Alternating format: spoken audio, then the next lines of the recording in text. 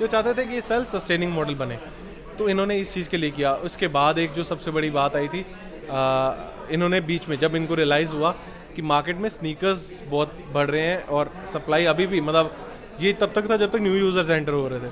जब new users जैसे ही Solana गिरा, जैसे ही बियर मार्केट शुरू हुआ, तो यूज़र्स कम हुए तो अब ये मॉडल सस्टेन नहीं कर पा रहा था, क्योंकि बर्निंग अब हमें ज़्यादा चाहिए थी। तो वो बर्निंग कैसे लाएं, फिर इन्होंने कॉन्सेप्ट लेके आए जो कि था रेनबो स्नीकर्स।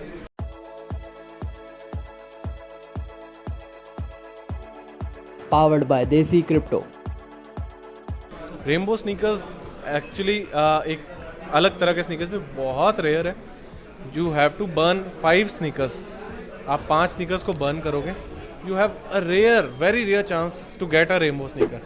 पर अगर आप रेनबो स्नीकर्स जीत जाते हो, आपका आ जाता है, तो वो उसका पर्टिकुलर टाइम लाइन होता है कि इतने टाइम तक वो रेनबो स्नीकर काम करेगा, फिर वो ख़त्म हो जाएगा। पर जब तक वो काम करेगा, वो लगभग टोटल सप्लाई की इस टाइम 70% GMT सप्लाई सिर्फ रेनबो स्नीकर में जाएगी। यानी कि अगर मार्केट में 100 रेनबो स्नीकर्स हैं और मार्केट में 10,000 नॉर्मल स्नीकर हैं, तो 10,000 को 30% सप्लाई मिलेगी और रेनबो को 70% मिलेगी। तो they earn a huge amount of GMT। तो वो उस कारण से जो VC हैं, जो बड़े लोग हैं, वो सारे उसमें इन्वेस्ट करते हैं। वो नीचे का मार्केट स्वैप करेंगे, उनको बर्न करने के लिए शूज़ मार्केट से उठाएंगे और उसको बर्न करेंगे, जो कि फ़ायदा देगा कॉमन लोगों को। तो ये सेल्फ सस्टेनिंग मॉडल है, पूरा ऐसे घूम फिर के, मतलब एक सर्कल में इनको लूप बनाना था, उस लूप से अपने आप सस्टेन करता रहे। ठीक है। अब मतलब काफ़ी डीप आप लोगों ने मतलब कोशिश करी है कि किस तरीके से, जैसे होता है ना कि बस अनाउंस कर देता है कि टोकन की जो सप्लाई है हम वो कम कर रहे हैं। दीज आर द बेसिक्स जो कंपनियां कोशिश करते हैं कि किस तरीके से अपने प्रोजेक्ट को सर्वाइव करें या फिर प्राइस में डिमांड वाला पुश लेकर आ पाएँ। तो आप लोगों ने यही कोशिश करा कि किस तरीके से मॉडल को इस तरीके से सस्टेन रखने की कोशिश करें। अपने आप ही सस्टेन करें। एग्जैक्टली ठीक है। अब इसके अंदर, अब ये क्वेश्चन भी आपने मेरा मतलब बिना आंसर करे आपने आंसर दे दिया कि क्योंकि होता था ना कि एक स्नीकर की हमने सारी चीज़ें, उसकी हेल्थ और उसकी सारी चीज़ें हमने मैक्सिमाइज़ कर दी। अब क्या, अब तो वो टोकन्स, अच्छा इस मतलब यही वाला क्वेश्चन था कि अगर मेरे को जैसे क्वेश्चन, मतलब मेरा जो स्नीकर है अगर वो मैंने बाय कर लिया, उसके अंदर मैंने सारी चीज़ें मैक्सिमाइज़ कर ली, अब मुझे क्या वो फिर भी मेरे को मतलब हमेशा टोकन्स देने वाला है? तो मतलब उसमें भी रेगुलर ये चीज़ें, कई चीज़ें रेगुलर हैं जो करनी पड़ेंगी। जैसे जब भी आप वॉक करोगे तो ड्यूरेबिलिटी इसका एक पॉइंट है, वो जितनी ज़्यादा मतलब आपकी कम होगी तो उतना ज़्यादा आपका शू डैमेज होगा डेली बेस पे, जितनी वॉक करोगे। तो वो चीज़ें आपको बार बार रिकरिंग होगी, बार बार उसको रिपेयर करना होगा। तो वो जो रिपेयर करना होगा, लाइक वो होता है ना कुछ शायद टाइम, मैं सीरियसली बता रहा हूँ, मैंने नहीं खरीदा तो मेरे को चीज़ें पता है, ऊपर ऊपर से पता है, इन डीप नहीं पता इस स्टेप इन वाले मॉडल के बारे में, क्योंकि मैंने पर्सनली यूज़ करा होता तो मैं सारी चीज़ें बता सकता। तो अब अगर इसको, जैसे मैंने शू को बाय करा, बाय करने के बाद आपने जैसे कहा कि जब सारी चीज़ें मैक्सिमाइज़ करने के बावजूद भी हम उसको एक बार यूज़ करेंगे तो उसके अंदर वियर एंड टियर होता है, जिस वजह से उसको रिपेयर करने के लिए हमारे को और GST या GMT टोकन बाय करके फिर वो रिपेयर। बाय नहीं करके, एक्चुअली अर्न करके। आप चलोगे, आप वॉक करोगे, आपको अर्निंग होगी, उस अर्निंग में से कुछ पोर्शन आपको, इसमें से आपकी मर्जी है। एक्चुअली 20% जब तक हेल्थ होती है तब तक कोई आपको इशू नहीं होता।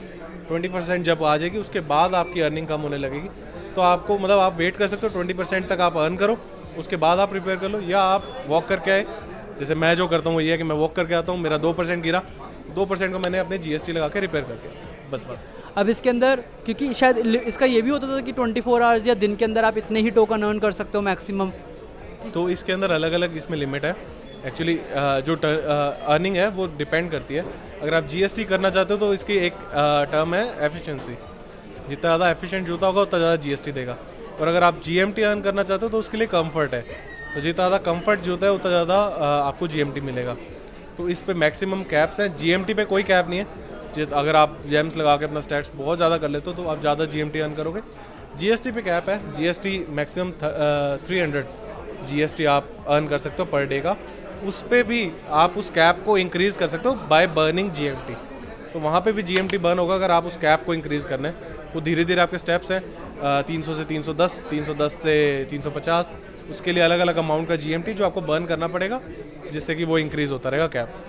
अब हम बिल्कुल मतलब बेसिक्स, अगर जो आदमी ने कभी भी स्टेप इन के अंदर पैर नहीं रखा मतलब बट तो बेसिकली जोक्स अपार्ट, अगर कोई आदमी जिसके पास लाइक कपल ऑफ $100 हैं और वो चाहता है कि किस तरीके से वो अपनी स्टेप इन के अंदर जर्नी शुरू करे और किस तरीके से उसका जो ROI है कि उसने इन्वेस्ट करा और इन्वेस्ट करने के बाद उसने कुछ और लाइक एडिशनल चीज़ें करी, जैसे अगर हम बात करें कि उसने मिंट और नहीं करा या मर्ज नहीं करा या रेनबो वाले तक नहीं, हम एक बेसिक लेवल की बात करते हैं, तो उसके अंदर थोड़ा सा कोई अगर आप स्टैट्स देना चाहो कि हाँ वो इस अमाउंट से ये NFT खरीद कर स्टेपिन की और उसके बाद उसको इतने टोकन्स मिलेंगे, और अगर सपोज टोकन्स का प्राइस यही रहता है फॉर द टाइम बिंग, तो उसकी जो इन्वेस्टमेंट है वो लाइक 3 मंथ्स 6 मंथ्स 1 ईयर के अंदर आ जाएगी और उसके बाद उसको प्रॉफिट शो हो जाएगा। इस बारे में कुछ फिगर्स देना चाहो, आइडिया कुछ?